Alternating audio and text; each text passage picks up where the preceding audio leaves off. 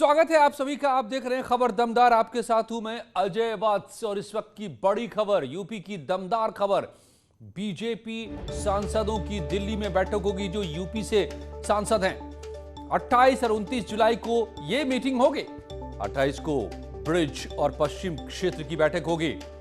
29 को अवध और काशी क्षेत्र के सांसद जुटेंगे। बैठक में मुख्यमंत्री योगी भी शामिल होंगे।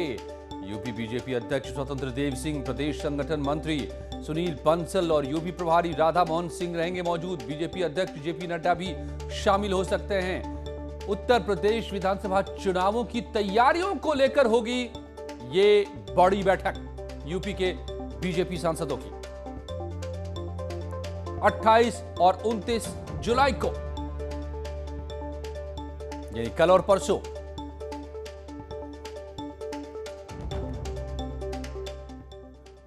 यूपी की राज्यपाल आनंदीबेन पटेल और मुख्यमंत्री योगी आदित्यनाथ कल कानपुर का दौरा करेंगे। राज्यपाल बाय रोड सुबह 10 बजे कानपुर पहुंचेंगी, तो वहीं मुख्यमंत्री हेलीकॉप्टर से दोपहर 12 बजे छत्रपति शाहू जी महाराज यूनिवर्सिटी पहुंचेंगे और करीब 1 बजे तक रुकेंगे। यूनिवर्सिटी के सभागार में अन्नप्राशन कार्यक्रम का आयोजन होगा। इस दौरान 6 महीने के 17 बच्चों को पहली बार अन्न खिलाकर उनका अन्नप्राशन कराया जाएगा।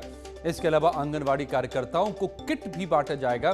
मंडलायुक्त राजशेखर और पुलिस कमिश्नर असीम अरुण यूनिवर्सिटी पहुंचकर तैयारियों का जायजा उन्होंने लिया। तो कल कानपुर दौरे पर सीएम और राज्यपाल।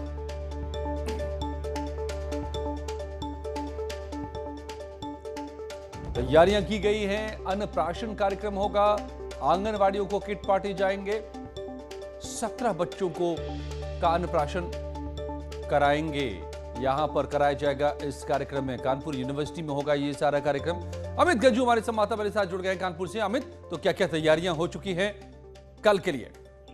देखिए अजय जी, मैं आपको बताना चाहूंगा कि मुख्यमंत्री योगी आदित्यनाथ और उत्तर प्रदेश की राज्यपाल कल कानपुर विश्वविद्यालय परिसर में होंगे और लगभग 1 घंटे का उनका ये कार्यक्रम है, जिसमें अन्नप्राशन कार्यक्रम में मौजूद रहेंगे। और निश्चित तौर पर अपने तरीके का ये पहला ऐसा कार्यक्रम है जिसमें कभी कोई मुख्यमंत्री ने इतना इसमें इंटरेस्ट दिखाया हो। और इसमें जो आंगनबाड़ी कार्यकर्ताओं को किट भी दी जाएंगी, यानी कहीं ना कहीं उन्हें प्रोत्साहित करने के लिए ये पूरा कार्यक्रम किया जा रहा है। और इसमें कोविड प्रोटोकॉल का पूरा ध्यान रखा जा रहा है, क्योंकि इसमें सेलेक्टिव लोगों की ही एंट्रीज की गई हैं। जो किट्स का डिस्ट्रीब्यूशन है उसमें इसका ध्यान रखा जा रहा है। इसको लेकर प्रशासनिक अधिकारियों ने अपनी तैयारी पूरी कर ली है। कमिश्नर ने लास्ट राउंड का जो पूरा टेस्टिंग होती है, क्योंकि देखिए सुबह से लगातार बारिश हो रही है और जिस प्रकार से हेलीपैड बनाया गया था और तमाम चीजें, उसका भी निरीक्षण अभी अब से आधे घंटे पहले कमिश्नर राजशेखर, डीएम आलोक तिवारी और पुलिस के अधिकारी वहां मौजूद थे और वहां से करके गए। उनके हिसाब से कहना है कि ऑल इज वेल। अब उनको भी इंतजार है मुख्यमंत्री के यहाँ आने का। जी, धन्यवाद आपका अमित। तो कल के कार्यक्रम की तैयारियां पूरी। कल सीएम और राज्यपाल रहेंगे कानपुर के दौरे पर। उत्तर प्रदेश में ब्राह्मण वोटों के लिए सियासी संग्राम छिड़ा हुआ है। जतन प्रसाद को पार्टी में शामिल कर बीजेपी ने इसकी शुरुआत की, तो बीएसपी ने ब्राह्मण सम्मेलन का सिलसिला शुरू कर दिया है। तो अब एसपी भी पीछे नहीं रहना चाहते। अखिलेश यादव भी इन दिनों ब्राह्मण वोटों को साध कर गेम चेंज करने की कोशिश में जुटे हैं। यूपी विधानसभा चुनाव में अभी करीब 7 महीने बचे हैं, लेकिन चुनाव से पहले ही बीएसपी ब्राह्मण मतदाताओं को अपनी ओर लुभाने में जुट गई है। इस कड़ी में बसपा ने अयोध्या के बाद अब 1 अगस्त से वृंदावन में ब्राह्मण सम्मेलन का आयोजन करने का फैसला किया है।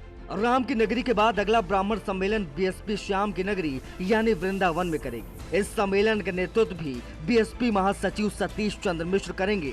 सतीश चंद्र मिश्र बांके बिहारी मंदिर में दर्शन करने के बाद वहां सम्मेलन करेंगे। प्रयागराज पहुंचे बीएसपी के राष्ट्रीय महासचिव सतीश मिश्र ने समाजवादी पार्टी को बीएसपी का पिछलग्गू बताया। उन्होंने कहा कि समाजवादी पार्टी की सरकार में ब्राह्मणों का जमकर उत्पीड़न हुआ था।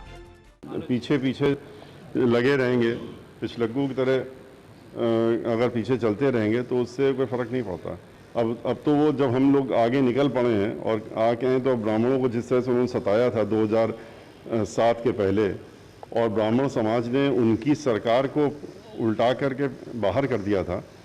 और इसीलिए क्योंकि उनको दलितों के साथ में ब्राह्मण समाज को ऊपर जो अत्याचार हुए थे, हत्याएं हुई थी, मारे गए थे, प्रताड़ित किए गए थे, बेइज्जत किए गए थे। तो अब वो अगर खाली दिखाने के लिए चल रहे हैं तो ब्राह्मण समाज बुद्धिजीवी समाज है, उसको मालूम है कि अब हमें किसके साथ जाना है। खैर सियासत का ये ब्राह्मण सम्मेलन चुनाव तक जारी रहेगा। बीएसपी का अगला टारगेट वृंदावन है। मायावती भी ब्राह्मण सम्मेलन का रिस्पांस देखकर गदगद हैं।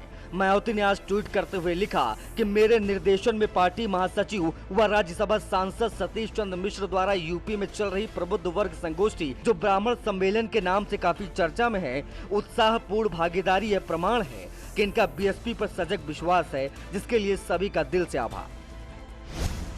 राजनीतिक जानकार मानते हैं कि पिछड़ा, दलित, मुस्लिम के बाद सबसे ज्यादा राजनीतिक दलों का फोकस ब्राह्मण वोटों पर है। वो किसी भी कीमत पर उन्हें अपने पाले में लाने का प्रयास कर रहे हैं। कुल मिलाकर कहें तो विधानसभा के चुनाव को लेकर ब्राह्मण वोटों के लिए ही ये सियासी संग्राम छिड़ा हुआ है।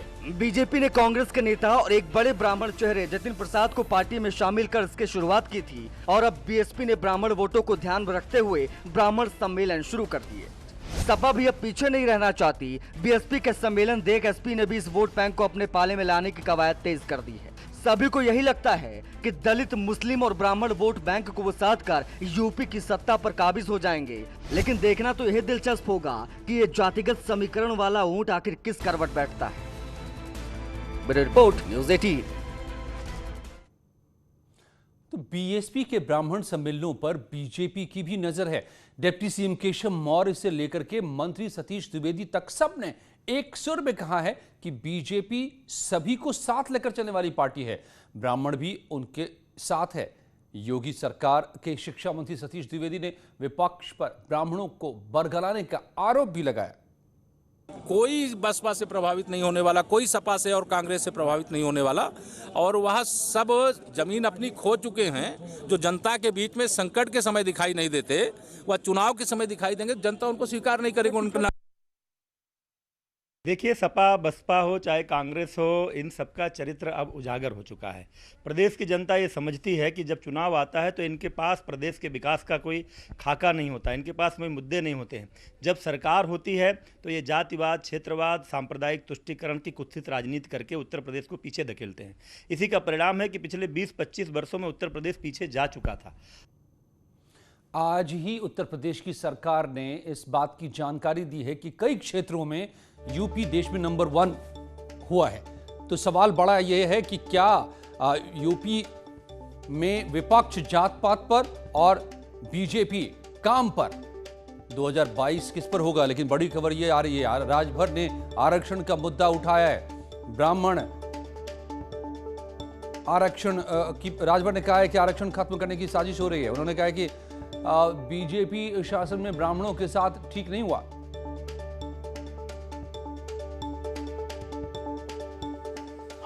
उत्तर प्रदेश नहीं, पूरे देश में बाबा साहब डॉक्टर अंबेडकर जी ने पिछड़े, दलित, अल्पसंख्यक महिलाओं के सवाल पे इस्तीफा दिया था कैबिनेट मंत्री से। दूसरे नंबर पर इनके अधिकार को जब बीजेपी ने नहीं दिया तो इस्तीफा दिया है ओम प्रकाश राजभर ने। इस देश में एक ब्राह्मण की हत्या हुई, देश से अंग्रेज चला गया, और भारतीय जनता पार्टी ने हजारों ब्राह्मणों का इनकाउंटर करा दिया। अब ब्राह्मण बौखलाया हुआ है, जाएं तो कहां जाएं, किधर जाएं।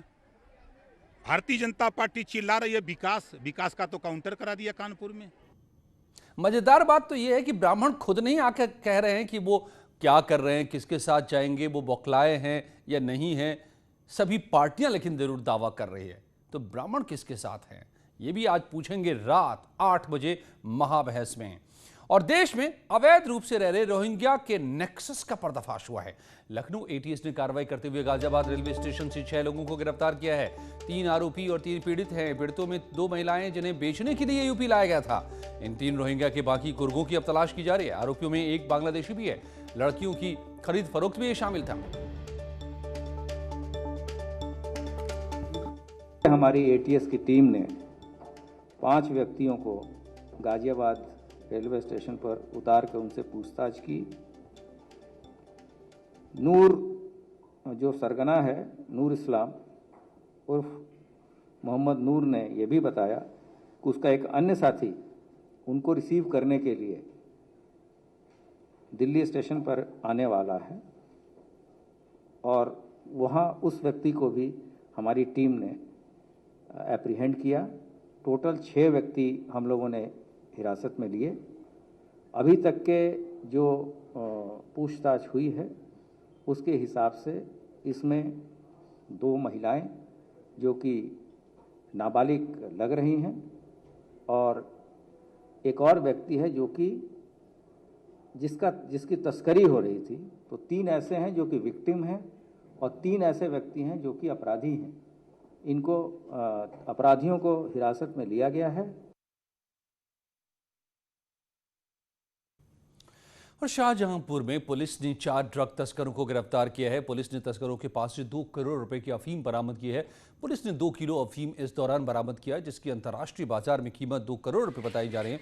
पकड़े गए सभी तस्कर अब बदायूं के रहने वाले हैं। पूरा मामला थाना गड़िया रंगीन इलाके का है। पुलिस ने तस्करों के पास से 2 असलहे और कारतूस भी बरामद किए हैं।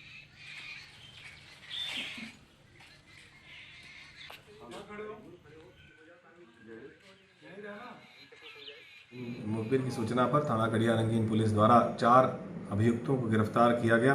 ये सभी जनपद बदायूं के रहने वाले हैं। इनके बारे में सूचना थी कि वहाँ से ये मादक पदार्थों की तस्करी इस जनपद में करते हैं और यहाँ इसका विक्रय भी करते हैं। इनसे बरामद जो अफीम है 2 किलोग्राम अफीम बरामद हुई है चारों अभियुक्तों से, जिनकी अंतर्राष्ट्रीय कीमत लगभग 2 करोड़ रुपए आंकी जाती है। इनसे गहन पूछताछ किया गया है। इस आधार पे जो इनके फॉरवर्ड बैकवर्ड लिंकेजेस हैं इन पर भी कार्रवाई की जा रही है। कुछ ही पलों में यूपी की और भी दमदार खबरें।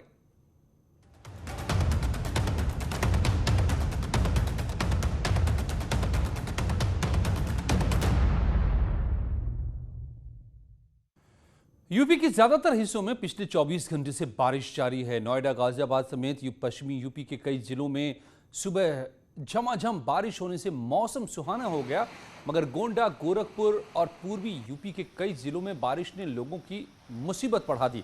इस वक्त हम आपको 3 तस्वीरें दिखा रहे हैं। पहले नोएडा की है, जहां पर झमाझम बारिश से लोगों को गर्मी से राहत मिली, लेकिन गोंडा में नदियों का जलस्तर खतरे के निशान पर पहुंच गया। 16 गांव आंशिक रूप से जलमग्न हो गए। फसलें तबाह हो चुकी हैं, किसान परेशान हैं। तीसरी गोरखपुर की तस्वीर है, जहां पर बहने वाली नदियां खतरे के निशान को पार कर गई हैं। राप्ती, रोहिणी, घाघरा, गुर्रा सहित सभी नदियों का जलस्तर बढ़ा हुआ है। गोरखपुर में मौजूदा वक्त में 10 गांव बाढ़ से प्रभावित हैं। 3 गांव में आने जाने के लिए नाव लगाए गए हैं।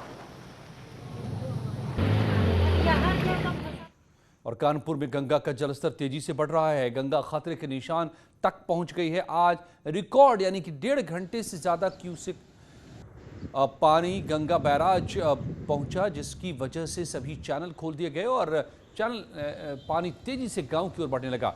कटरी के आसपास लगभग 1 दर्जन से ज्यादा गांव इसकी चपेट में आ गए।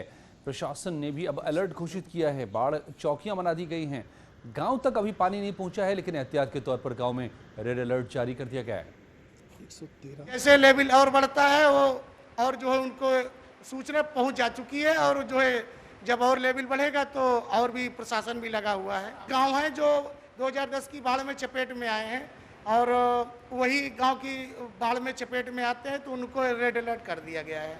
जैसे जैसे गंगा का जलस्तर बढ़ता जा रहा है, वैसे वैसे अधिकारियों की परेशानियां भी बढ़ती जा रही हैं और साथ ही साथ गंगा किनारे रहने वाले 24 गांव के लोगों की परेशानियां भी, क्योंकि 2010 में जिस तरह का पानी का फ्लो आया था वैसा ही फ्लो इस वक्त भी देखने को मिल रहा है। इस वक्त में जिस गंगा बैराज पे आप देख सकते हैं कि जो रेलिंग्स हैं, सपोर्टिंग रेलिंग्स हैं, जो सबसे डेडलाइन मानी जाती है, वो तक आधी अंदर इसमें फ्लो कर गई हैं। अगर हम इसके ठीक बाएं का देखें तो 113 की बिंदु को 113.20 के आसपास का दिख रहा है, यानी खतरे के आसपास ये पूरा पहुँच चुका है और पानी 1,50,000 क्यूसेक इस टाइम फ्लो कर रहा है, जो इस सेशन का सबसे ज़्यादा पानी बताया जा रहा है। कहीं ना कहीं अधिकारियों ने भी बाढ़ चौकियां बना दी हैं और आसपास के गांव वालों को भी अलर्ट कर दिया है। यानी अब अगर 10 से 15 सेंटीमीटर भी पानी और बढ़ता है तो ये पानी सीधे इन गाँव में प्रवेश कर जाएगा। जर्नलिस्ट आशीष पांडे के साथ अमित गंजू, न्यूज़ 18 कानपुर। बीजेपी सांसद वरुण गांधी ने अपने संसदीय क्षेत्र पीलीभीत पहुंचकर बाढ़ प्रभावित इलाकों का दौरा किया। वरुण गांधी इस दौरान नाव पर बैठे नजर आए। बरखेड़ा विधानसभा के ग्राम शेखापुर में ग्रामीणों के लिए सांसद वरुण गांधी ने नाव भी भेंट की। बीते दिनों पहाड़ों पर हुई बरसात के बाद बरखेड़ा विधानसभा इलाके के शेखपुरा गांव में कई एकड़ जमीन पर कटान हो गई थी, जिससे करीब आधा दर्जन गांव का जिला मुख्यालय से संपर्क टूट गया था। स्थानीय विधायक से कई बार गांव के लोगों ने राहत बचाव कार्य की बात कही, लेकिन किसी ने नहीं सुनवाई की। आज यहां पर सांसद वरुण गांधी पहुंचे और कुछ ही पलों में उत्तराखंड की खबरें।